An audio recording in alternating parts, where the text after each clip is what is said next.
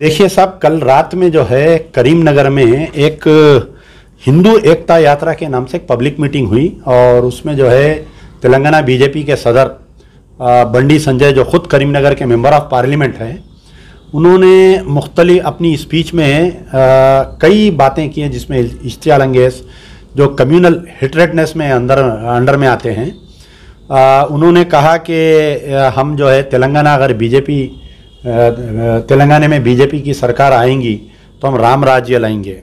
और एक बात उन्होंने ये बोले कि 48,000 मसाजिद हिंदुस्तान में ऐसे हैं जो मंदिरों को तोड़कर बनाए और उसकी खुदवाई करे तो उसमें से कहीं ना कहीं शिवलिंग निकलता। और ख़ुद ये बोले कि तेलंगाना में कई ऐसे मसाजिद है जो मंदिर को तोड़ के बनाए।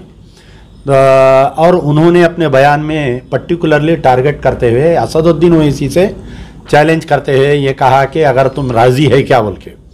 और एक बात बोले कि मैं उर्दू को ख़त्म कर डालूँगा। फिर दूसरी बात बोले कि मैं रिजर्वेशन को बर्खास्त कर डालूँगा, तेलंगाना आया तो मदरसों को बंद कर डालूँगा। तो बंडी संजय का मामला ऐसा है कि इर्रागड्डे वाले भी अगर बास जो दिमागी तवाज़ुन जिसका ख़राब हो जाता तो कुछ पेशेंटों को रिजेक्ट कर देते। उसमें से वन ऑफ द पेशेंट है इन्हों, जिसको इर्रागड्डा हॉस्पिटल वाले भी इनको रिजेक्ट कर दिए। जब से इन्हों बीजेपी के सदर बन गए, वो नए फ़कीर को भीख की जल्दी बोलते हैं। तो ये नए फ़कीर भी जो है अपने आप को क्या कि तेलंगाना का चीफ मिनिस्टर बन जाता हूँ, वहीं बीजेपी पावर में आ जाती। तेलंगाना की गंगा जमनी तहजीब जो है ये बंडी के टहरा काटना अच्छा बेहतर जानते हैं। जो हमारी गंगा जमनी तहजीब में कहीं भी फ़िरका परस्ती को कोई मौका नहीं है। लेकिन बड़े अफसोस की बात है, 2 पॉइंट्स आप याद रखिए कि पहला मुझे अफसोस ये है कि कई सालों से जब से तेलंगाना अलग हुआ, राजा सिंह इश्तियाल अंगेज बयाना दे रहा है, एक भी केस में उसको सज़ा कराने में तेलंगाना सरकार नाकामयाब हो गई। हमारे चीफ मिनिस्टर अपने आप को सेकुलर बोलते, तमाम जमाते के कायदीन जो उनके आलाकार है ये लोग उनको ये बोलते कि सीएम केसीआर साहब सेकुलर है।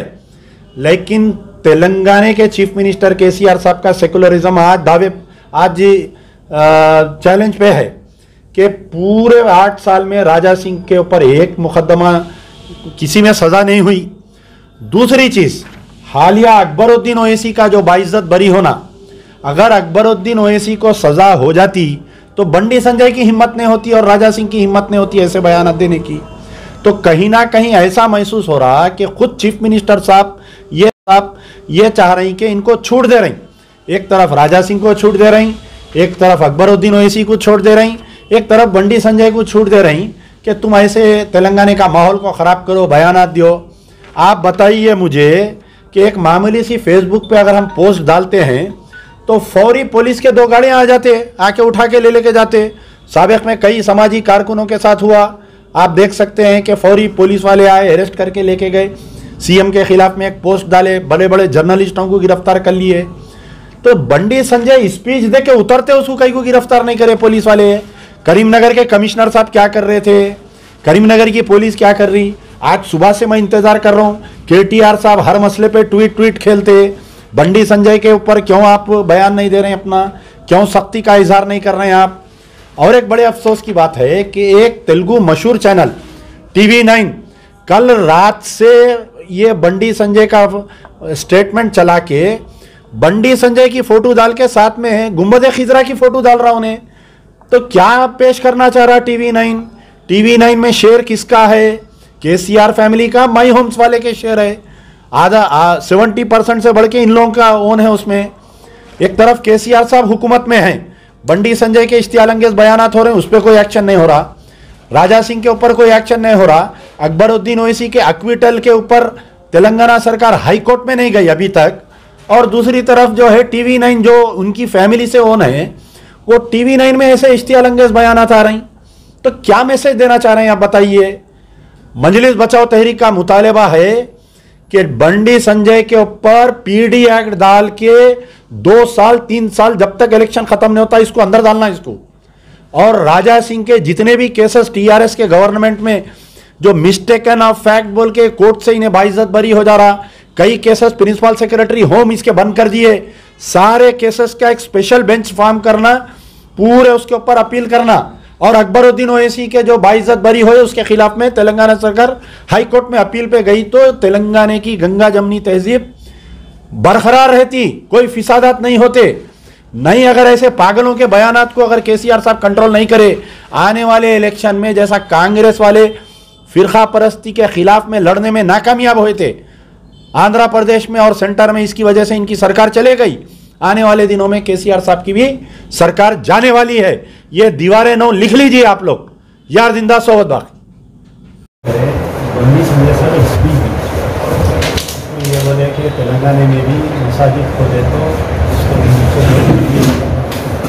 दूसरी चीज़ बोले मैं 12% रिजर्वेशन बर्खास्त कर देता हूँ। तीसरी चीज़ बोले कि मैं उर्दू बर्खास्त कर देता हूँ। चौथी चीज़ ये बोले कि बहुत सारे चीज़ें बोले स्पीच को।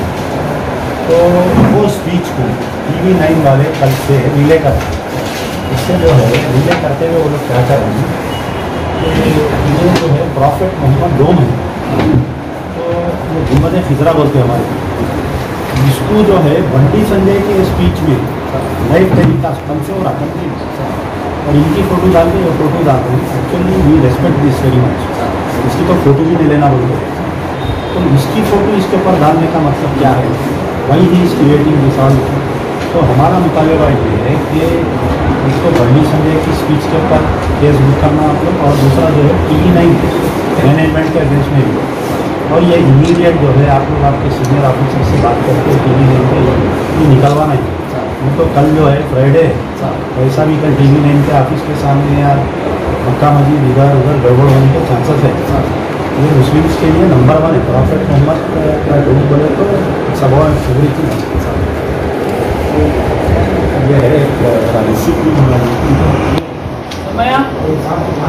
नहीं मैं यहाँ तो और एक जगह जा रहा हूँ।